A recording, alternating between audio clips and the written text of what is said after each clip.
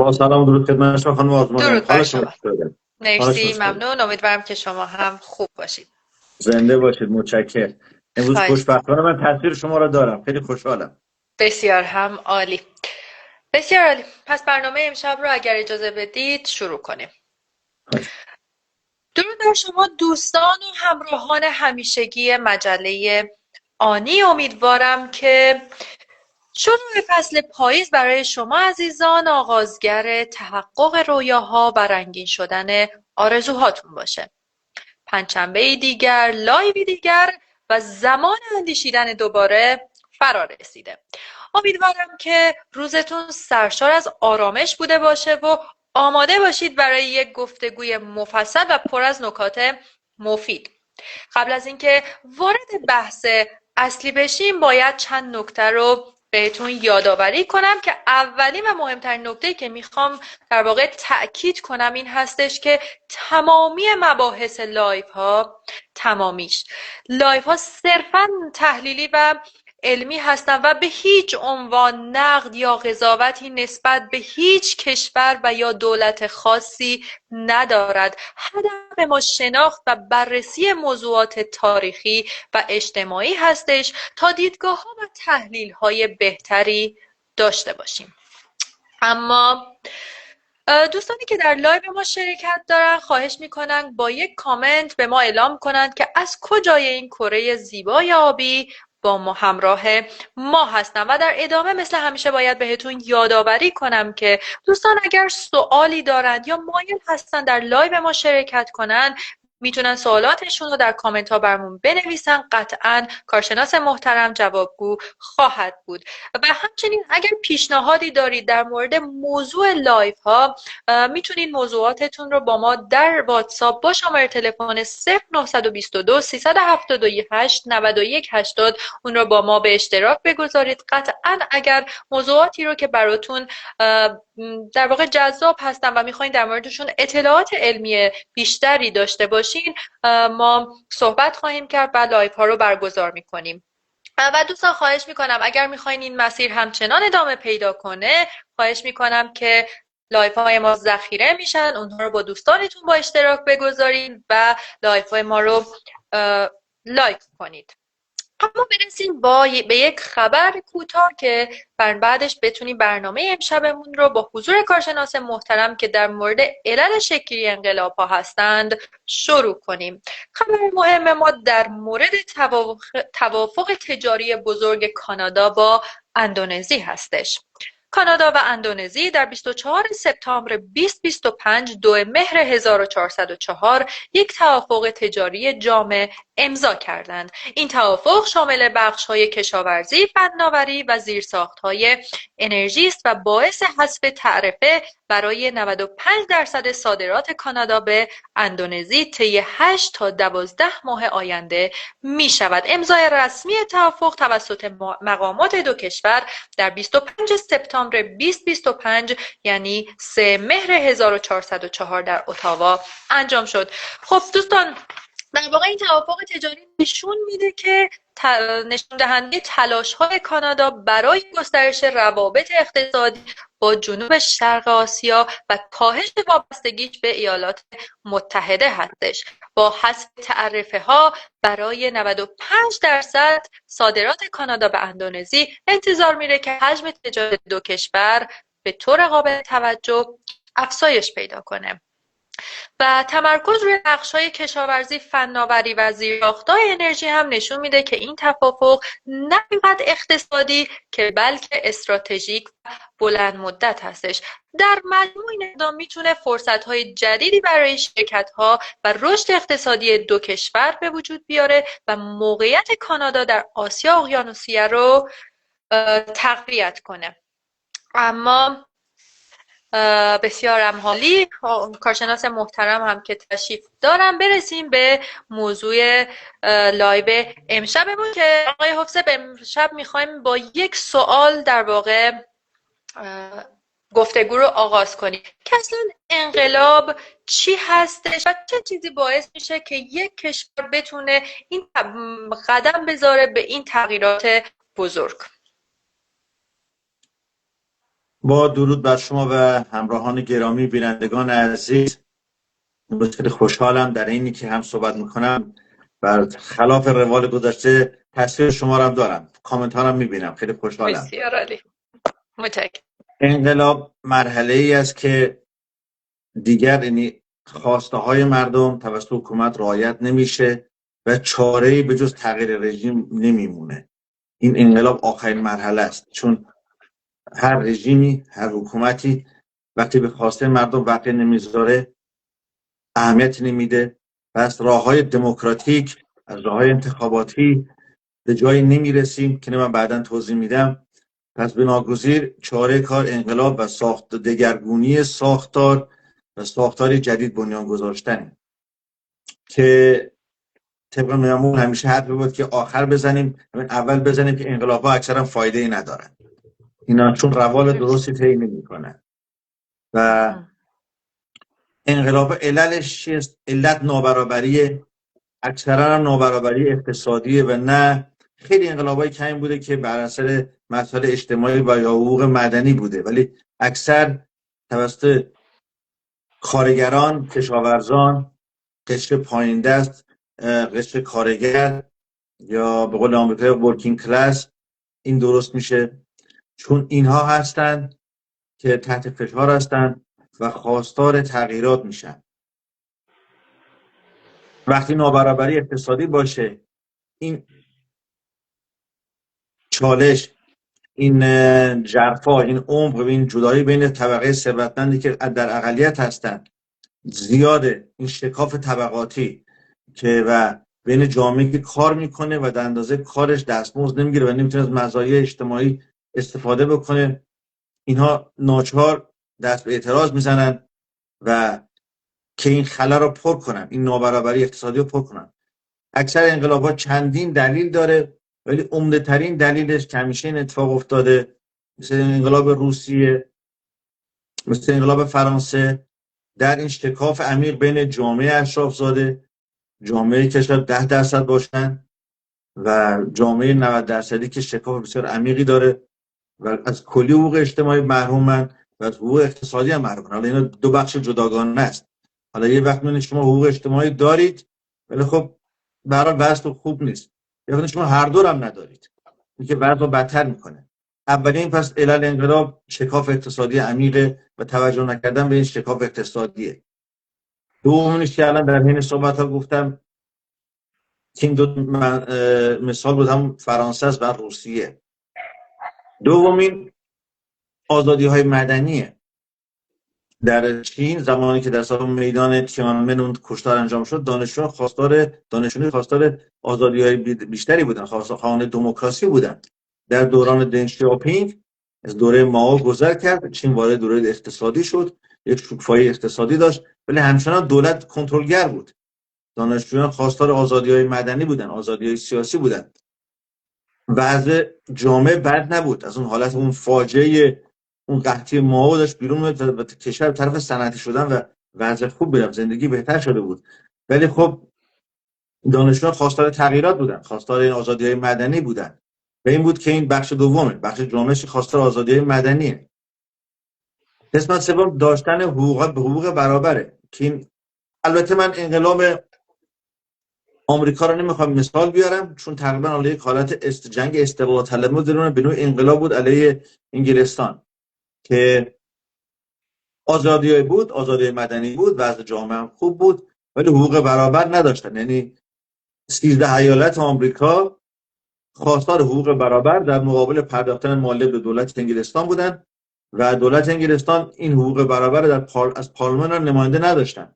13 ایالت از آمریکا در پارلمان انگلستان که جزء از انگلستان بودن، این 13 ایالت مستعمره بودن ولی هیچ نماینده‌ای نداشتن.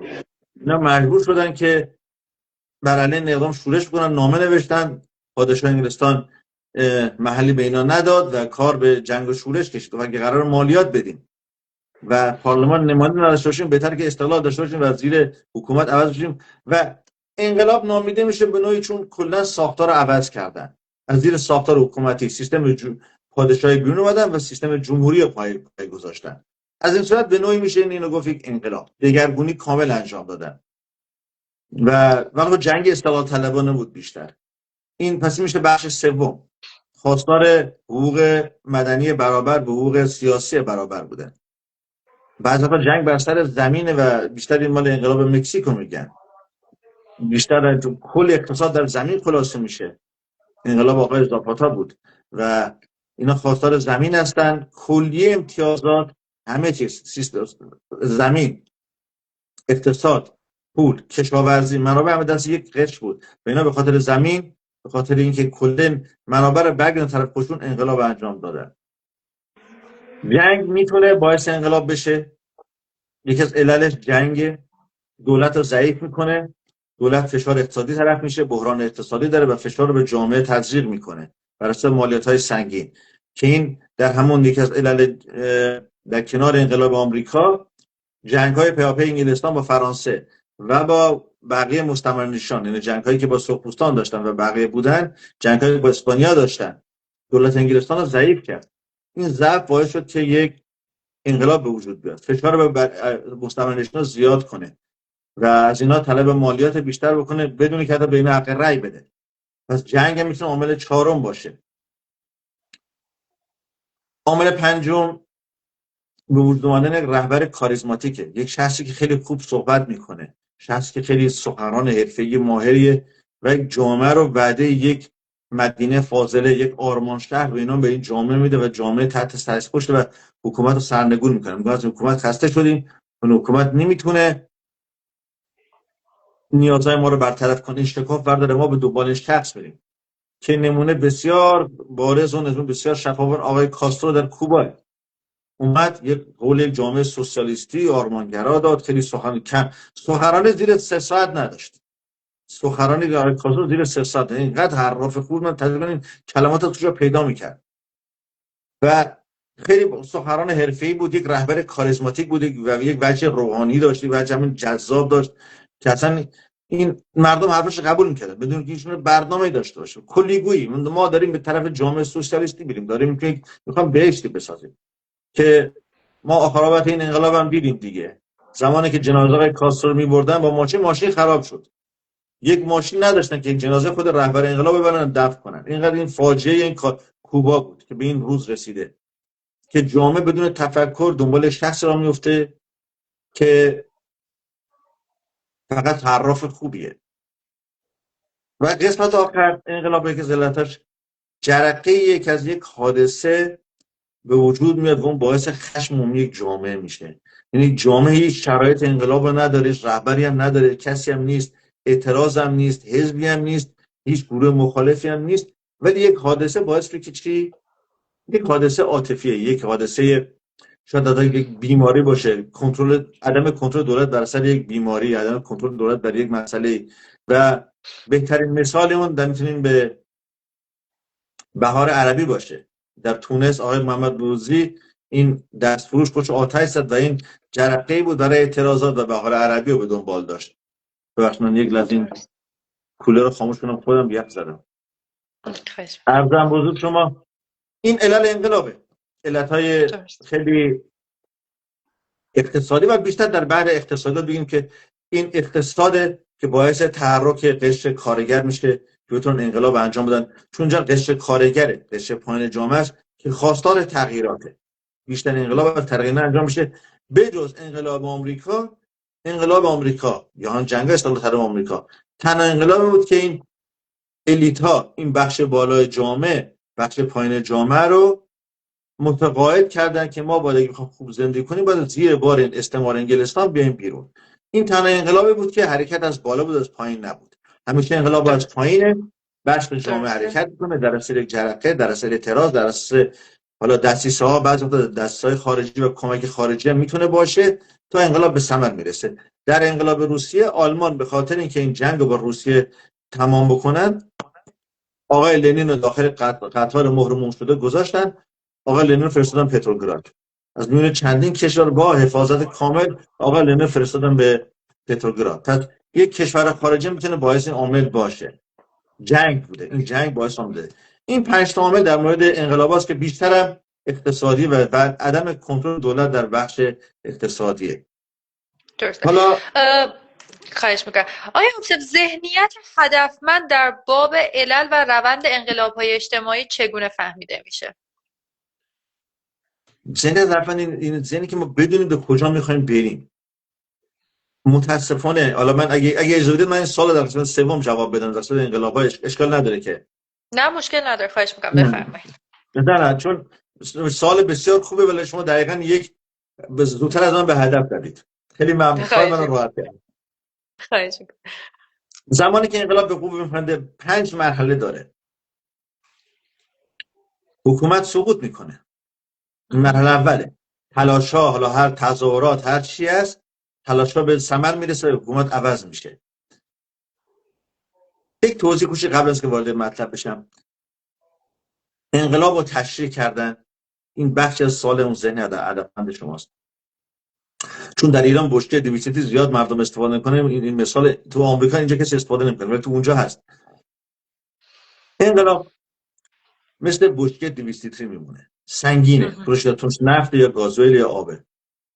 اینو چندین نفر به زحمت چون سنگینه بالا یک تپه میارن. این اینرسی حرکت داره، فشار داره، یک پتانسیل خیلی سنگینی همراهشه. بالا یک تپه میاد، بالا یک بلندی میاد. وقتی میخوام به سرازین هول بدن، این خیلی راحت نفر هول میده به طرف پایین میره و در زمانی که این حرکت کنه سنگینه، با یک انگشت، با یک توک پا این بشکه از راه خودش منحرف میشه. انقلابا اکثرا به اون صورت بودن، به زحمت به ثمر رسیدن. زمانی که این انقلاب به راه افتاده، زمانی که انقلاب شروع کرده به راه افتادن، خیلی راحت توسط گروهی یا یک شخصی منحرف شده. چون این موج از این که به راه میفته هدف نداره. من جواب زن هدف نداره به کجا میخوام بریم. این موج به راه میفته، موج سنگینیه و خیلی هم قربانی میکنه. حالا بخش اول که حکومت ساقط میشه. در این دوره در اکثر حکومت ها یک گروه معتدل، میگن ترانزیشن پریود، یک گروه انتقالی، یک حکومت انتقالی، یک شخص انتقالی، یک گروه انتقالی من حکومت رو در دست میگیرن. مثل حکومت کرنسکی در همون زمان روسیه وقتی تزار استفاده، کرنسکی اومد دولت موقت تشکیل داد که معمولا این دولت موقت به جایی نمیرسه چون اصلا این وضع خرابتر از این حرف هست. و بخش دوم معمولا خیلی کوتاهه، دوره گذار، دوره معتدلین، دوره میان روها خیلی دوره کوتاهیه و این دوره عمر خیلی کوتاهی دارن. میان یه مقدار هم به حکومت قبلی شبیه ترن، هم در از آرمان‌های آینده دارن، یک ترکیبی از آرمانگرایی و محافظه‌کاری هستن. این دوره میان، خب حکومت رفته کارا رو رتبت کنن، درست میکنن ولی اکثرا موفق نیستن و دوره این کوتاست. در این زمان که میاد که دوره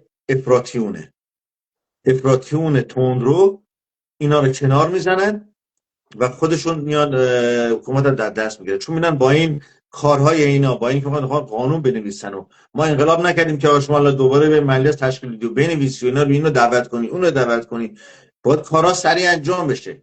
انقلابیون خیلی سریع میخوان کار انجام شه. حکومت چیز میاد، حکومت مرحله سومه، افراطیون بر سر کار میاد، تندروها سر کار میاد. دوره کشتار دوره تروره، دوره ژاکوبین هاست در فرانسه، دوره ترور و وحشت در دوره ژاکوبین هاست. اینا افراطیون بودن و در رأسشون هم روبسپیر بود. گیوتین رو برپا کرد و همینطور جلو میفرستاد. میگه ما انقلاب نمیتونه به این سرعت، به این یواشی جلو بره، هر کی باید از بین بره. دوره وحشت و تروره. دوره چهارم شروع تصویه و جنگ داخلیه. یعنی گروه‌های قدرت رو در دست گرفتن در مقابل گروهایی که میخوان مقاومت کنن میستن و میخوان قدرت رو قبضه کنن. افراطیون شروع به جنگ داخلی میکنن، به بهانه ضد انقلابی بودن افراد مخالف خودشون رو حتی اگه حرف درستن بزنن از بین میبرن. همون کاری که روبسپیر انجام داد، همونطوری که بولشویک‌ها در روسیه انجام دادن. زمانی که بولشویک‌ها کرنسکی رو به کنار زدن و جنگ داخلی شروع شد، بولشویک‌ها همه چیز افراد مسلح کردن، کارگران رو، و شروع به قلقم دشمنان داخلی کردن، کسانی که مخالف بولشویک‌ها بودن. و به این صورت دوره چهارم دوره جنگ داخلیه. مخالفین از راه به در میکنن. دوره پنجم دوره آخر دوره تثبیت انقلابه. یعنی مخالفین به کنار زده شده بودن و یک دفعه یک شخص خیلی رهبر قدرتمند از میون همین رادیکال ها میاد و قدرت و نظم رو به دست میگیره. جامعه دیگه خسته شده، مثل جامعه فرانسه، کشتار گیوتین. میگن اینقدر اینا سر بریده بودن تو میدان، اصلا دیگه بعد آب میریختن فقط این سرا رو جمع میکردن. خیلی وحشتناک بوده، جامعه خسته بوده. یا همون جامعه روسیه، یک رهبر قدرتمند میاد و دوباره نظم برقرار میکنه و متاسفانه جامعه دوباره به طرف دیکتاتوری پیش میره، همون وضع سابق میشه. مثل همون آقای استالین ظهور کرد، جامعه رو به دست گرفت و ناپلئون بوناپارت در فرانسه اومد و دوباره همون وضع برگشت به سمت همون تقریبا امپراتور شد، برای پادشاهی برگشت. اینه که این 5 دوره انقلاب، همه انقلاب همین دوره رو تقریبا دارن. و میرسیم بخش سوم. من یک قبلش یه مطلبی سوال من در ازتون بپرسم. یه مطلب در تا، چون این آقای استالین خیلی بدنامه، من یه مسئله خدمتتون عرض کنم. خواهش میکنم. قصد دفاع از مارکسیسم و استالین رو ندارم، ولی میخوام یک مطلبی در ارتباط اقتصاد بگم. استالین رهبری بود، این یک به قول بچه یک مسئله انحرافی بود، این حتما در بخش انقلاب‌ها بگیم.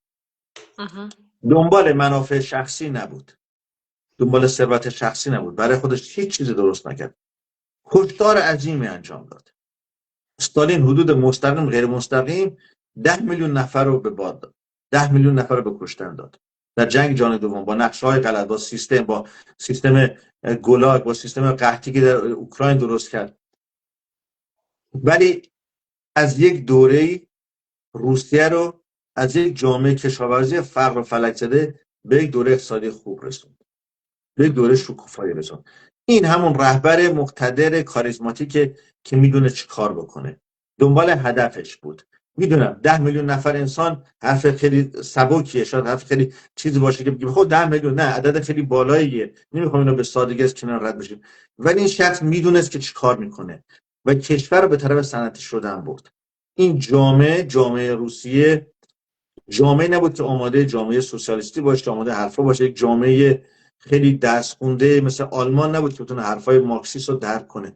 یک جامعه کشاورزی بود و آقای استالین اینا رو به زور وارد بهش کرد. ولی من این خدمت اینو بگم، در خدمت شما هستم، سوالتون رو بفرمایید. خواهش میکنم. من یک کامنت میدم مال دوستان یکسان. ندیدم. درود بر خانم آرزومانیان و مهمان گرامی. درود بر شما و درود بر تمام دوستانی که تازه به جمع ما پیوستن. سوالی که میخواستم بپرسم در واقع در بین صحبتاتون بود، آیا همه رهبران انقلاب به نفع مردم، یعنی به مردم خدمت میکنند و یا نسبت به این خدمتی که انجام میدن برای قدرت خودشون هستش؟ بله، سوال بسیار خوبیه، خیلی ممنون. ما وارد بخش سوم شدیم، خیلی متشکرم. من گفتگو با شما خیلی لذت بخشه، چون که از دوستان فکر کنم سوال کردن که اگه من درسته باشم علت انقلاب‌های در ادامه کامنت دوم، علت انقلاب بعد از جنگ جهانی چرا اینقدر ما انقلاب داریم. من ندارم، کامنتشون رو نمیبینم، ولی اگر خواهش میکنم اگر هست سوال رو جواب بدید. من میکنم خواهش میکنم. میگه علت پیدایش انقلاب سوسیالیستی چیست؟ آیا به نظر شما دلیل انقلاب بعد از جنگ جهانی دوم؟ بله، متوجه شدم. بله، این در بخش سوم من حتما جواب بدم. اسم دوست عزیز من ندارم. حالا چرا انقلاب‌ها به ثمر نرسن؟ خانم آزاد، ما زمان چقدر داریم؟ داریم، زمان داریم، نگران نباشید. و اگر اتمام بشه من حتما اعلام خواهم کرد، چون بحث بسیار بحث جذابی هستش و خواهش میکنم بفرمایید. خواهش میکنم. بعد از این جنگ جهانی دوم، این اندیشه جامعه برابر، اندیشه بعد از این انقلاب صنعتی که این کارگرها جمع شدن، یکی از نقاط ضعف سرمایه‌داری که مجبور اون انجام بده احداث کارخانه است. برای کارخانه احتیاج به کارگر داره. بعد از انقلاب صنعتی کارخانه‌ها درست شدن. خب کارگر از نقاط مختلف میان، از روستاها میان، از شهرهای کوچک میان، در شهرهای بزرگ جمع میشن و سرمایه‌داری، کاپیتالیسم به طور ناخواسته کارگرها دور هم دیگه جمع میکنه و این جزئی از طبیعت این کاره، نمیشه جلوی کرد، نمیشه کارخونه تک نفره نمیزن. به طور ناخواسته کارگر دور هم سرمایه‌داری جمع میکنه و اینا با هم صحبت میکنن، متحد میشن، شرایط رو میبینن و خواستار شرایط بهتر میشن و اینی که اعتراضات دقیقاً در همین قسمت شروع میشه. از بخش کارگری هم بخش که جمع شدن، کارگرانی که در این منطقه هستن، در یک منطقه کارگرنشین زندگی میکنن و میفهمن در جامعه شهری دارن محصولی تولید میکنن، کاری انجام میدن که این کار ارزشمنده و در مقابل این کاری که انجام میده حقوق کمی دریافت میکنه. این که مارکس میگفت کارگر از ارزش کار خودش باخبر نیست در زمان گذشته بود. بله، میگم من گندم تولید میکنم، من این قطعه رو میسازم میدم، من نمیدونم ولی که ارباب اینو چند میفروشه، من به من یه نونی میدم خدا رو شکر. با انقلاب صنعتی، با رشد بیشتر جامعه، با روشنگری در جامعه مشخص که آقا من این قطعه رو که درست میکنم، این قطعه رو من با زحمت درست میکنم، به من میدن 100 تومن، اینو در بازار میشونه 1,000,000 تومن، به من 1% میدن، من خانه حداقل 10% هستم، من با 1% میتونم زندگی کنم. این که بعد از این انقلاب صنعتی، بعد جمع شدن جامعه شهری در داخل این کارخانجات، این مسئله انقلابا به وقوع پیوست.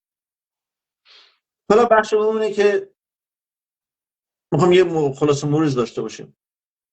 انقلابا موفق بودن؟ خیر. اگه انقلاب ما بکنید در کل، خیر. چرا؟ هدف نداره.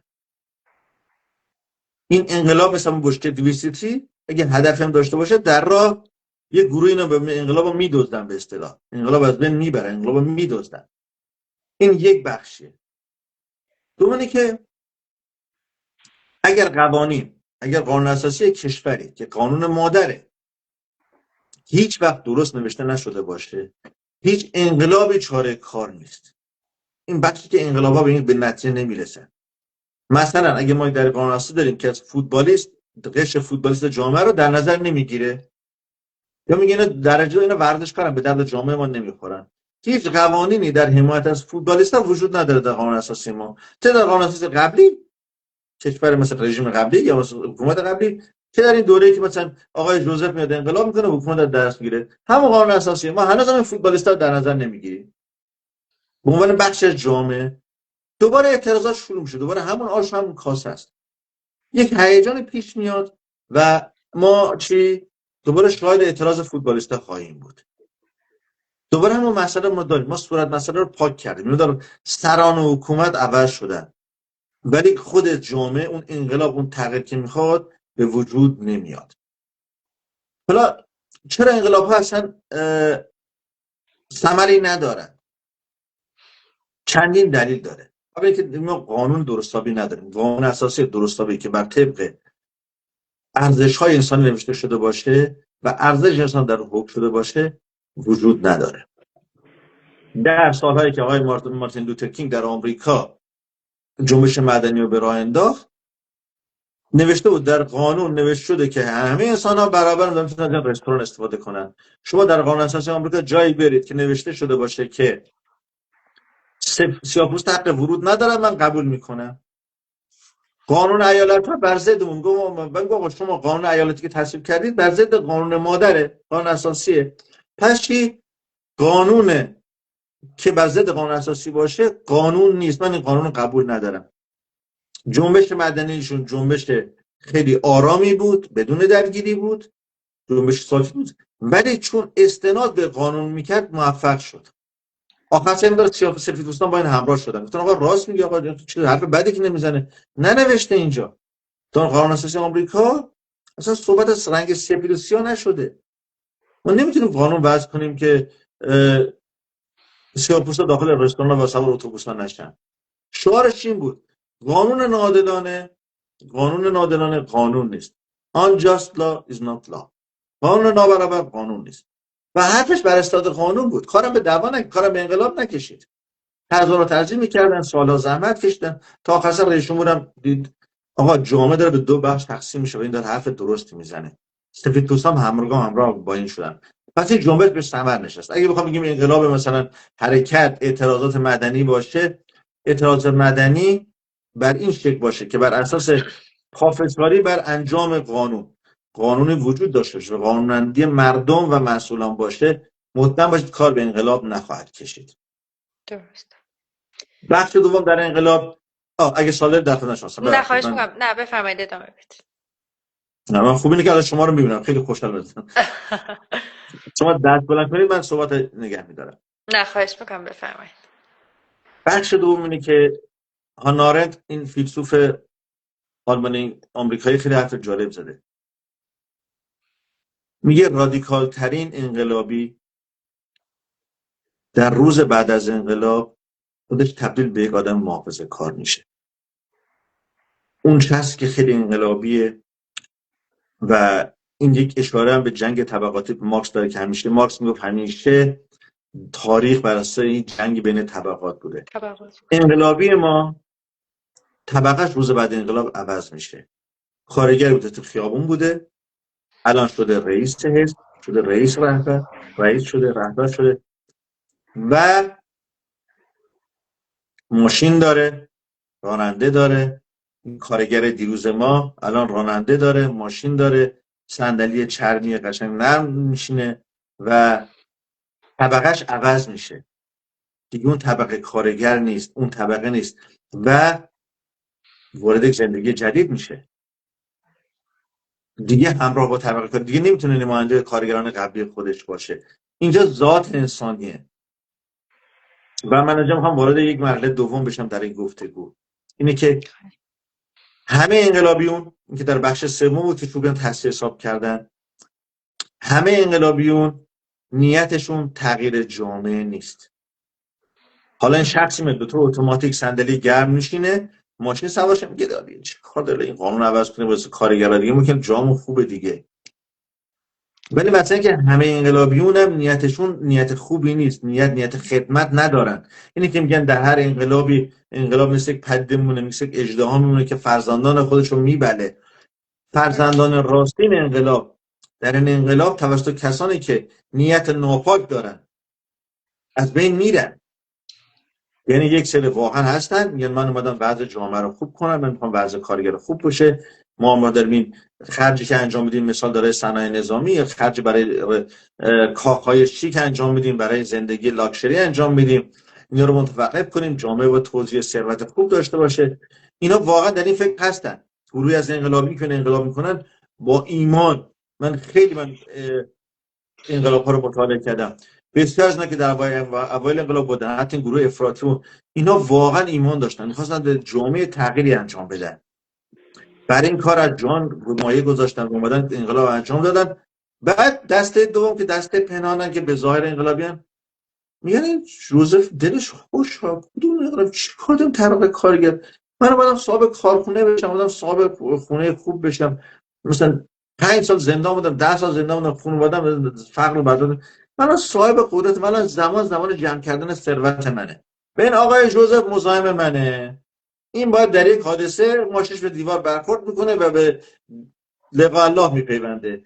این مسئله است که افراد دلسوز و واقعا انقلابی در مرحله بعد از انقلاب حذف میشن، چون اینها نمیدونن که رفقاشون اومدن که چیکار کنن.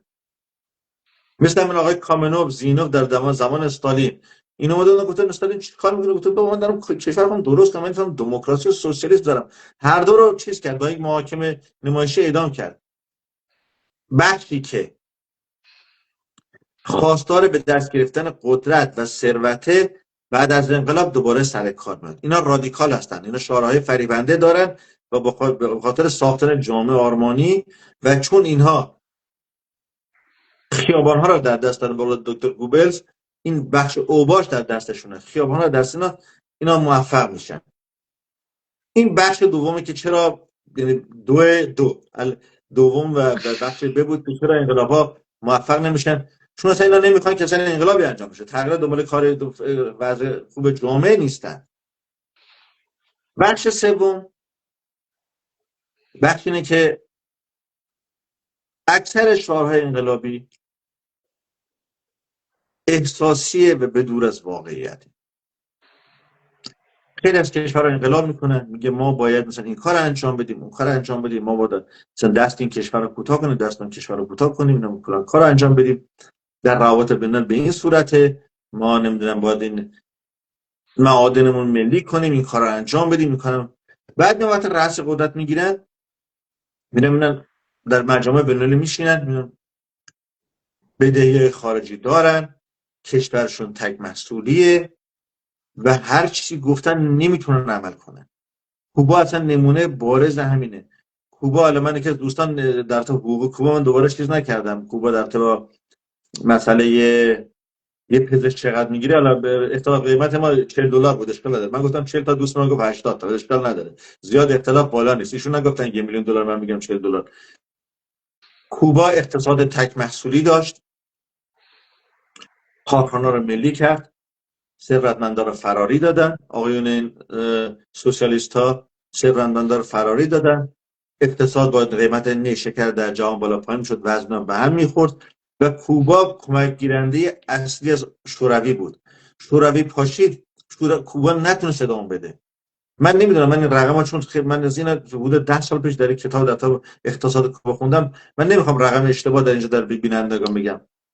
کوبا هفته‌ای $1,000,000 بهش میدادن، معروف بود به کوبا $1,000,000 یا ماهیانه بود، من نمیدونم، بعد اینو باید سرچ کنم در بیارم ببینم چطوره، ولی کوبا اصلا معروف بود کوبا $1,000,000، $1,000,000 پول نقد ماهیانه به کوبا میدادن، بدون اقتصادش رو بچرخونه. بعد آموزش رایگانه، بهداشت رایگانه، دارو نداره، دکتر هم هستن، دکتر پول نمیده، دکتر مهاجرت کنن میرن جای دیگه تبابت میکنن.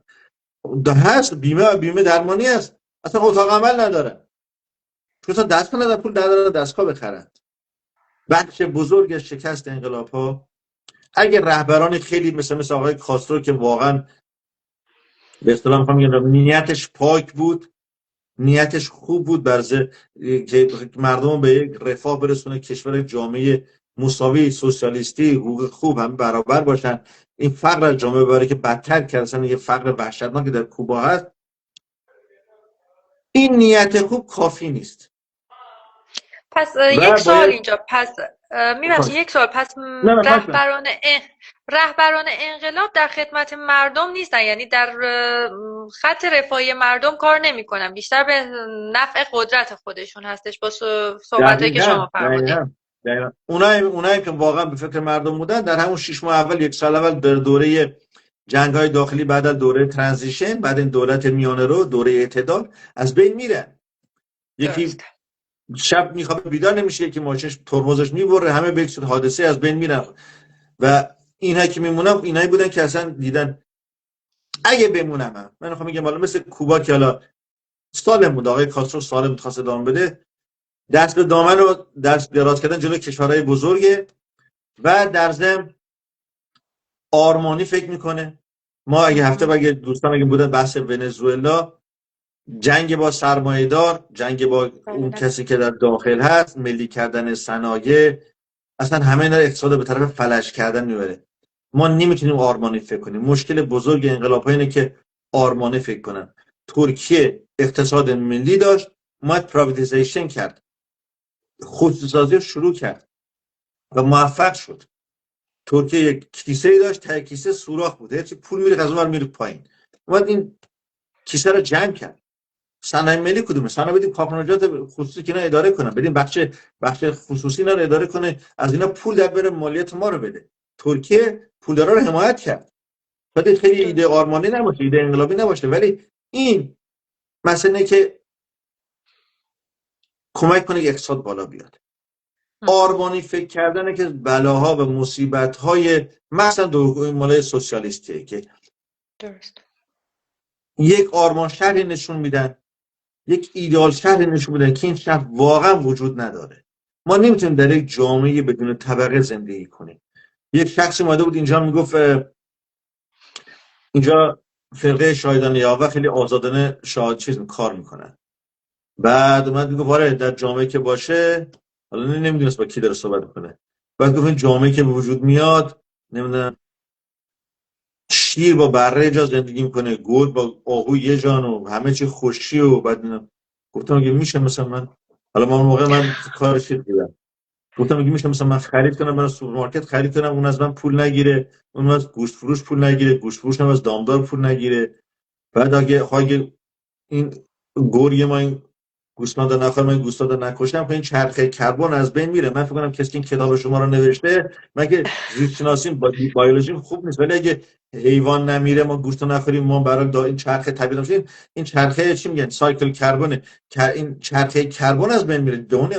من فکر کنم کسی که این کتاب برای شما نوشته این گوسفندش رو گل خورده، ناراحته، میگه ان شاءالله کشور سرزمینی به وجود بیاد، مثلا مسیح برگرده و یک جای باشه که گرگ گوسفند رو نخوره، که چیز آرمانی خیلی دور از واقعیت هاست. علت اکثر انقلاب اینه که به دور از واقعیت ها صحبت کردن. جامعه ما نیاز به کارمند داره، نیاز به کارگر داره، نیاز به نیروی تخصصی داره.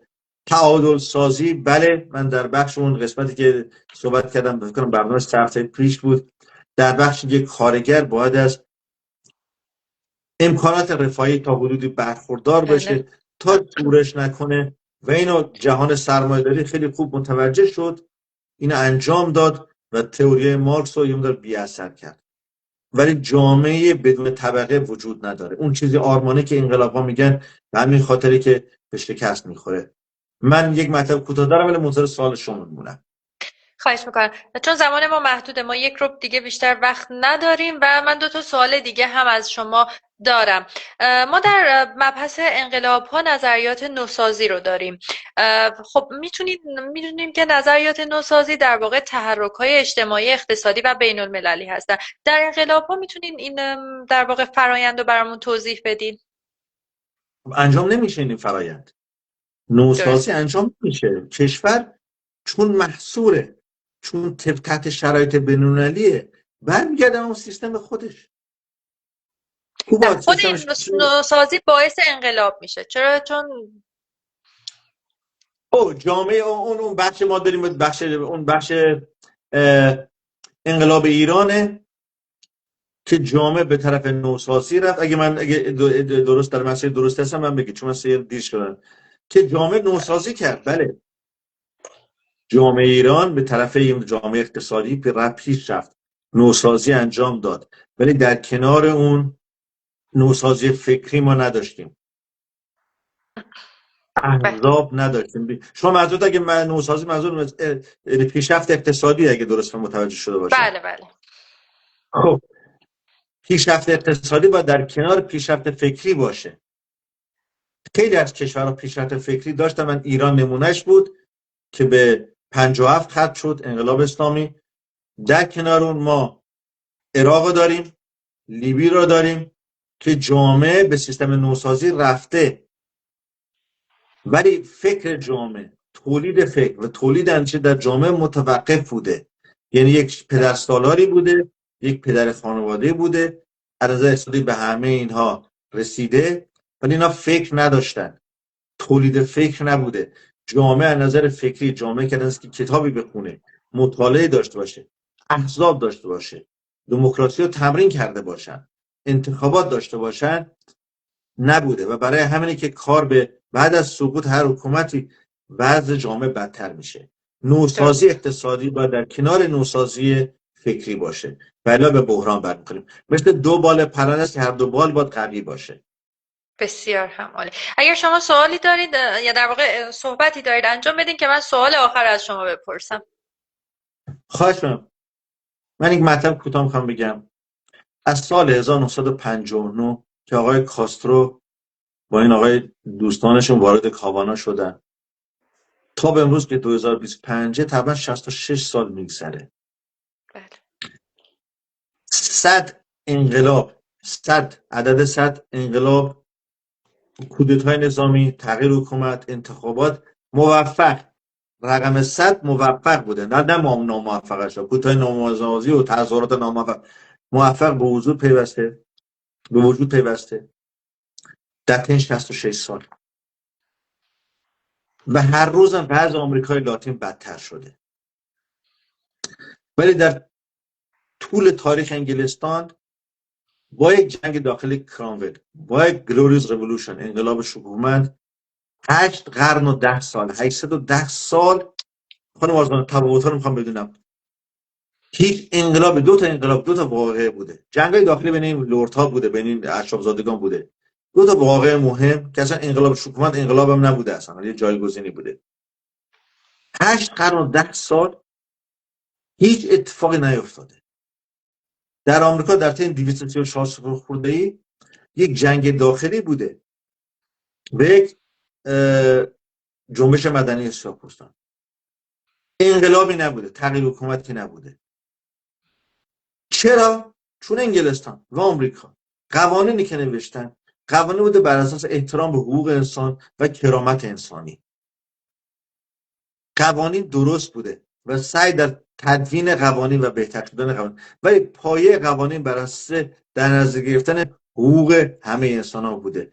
بر اساس مسیحیت نبوده قوانین آمریکا و انگلستان، بر اساس دین نوشته نشده. برای همین چون بر اساس احترام به حقوق و کرامت انسانی بوده، تونستن در طب یواش یواش در طب این قوانین تدوین کنن و بهتر بشه.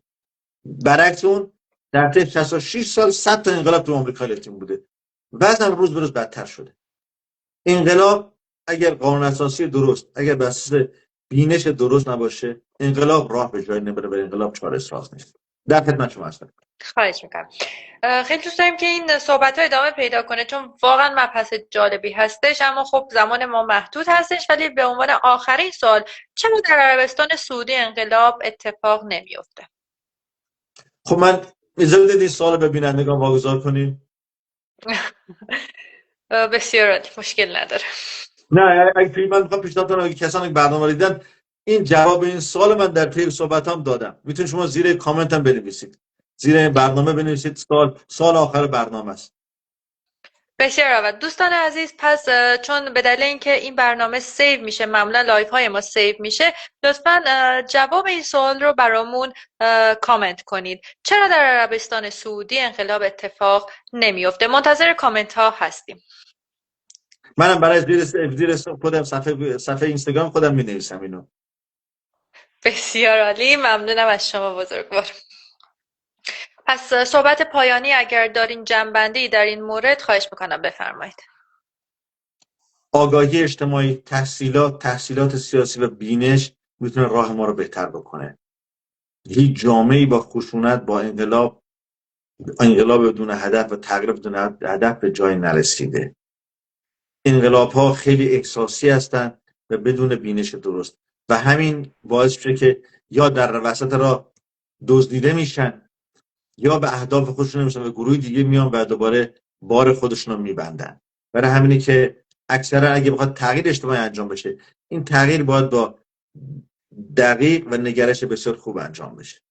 جامعه باید فکر باز باشه. این خیلی مهمه. پس همون هدفمند باشه در واقع. شما دیگه صحبت تکمیل، من شما متشکرم واقعا. خواهش میکنم.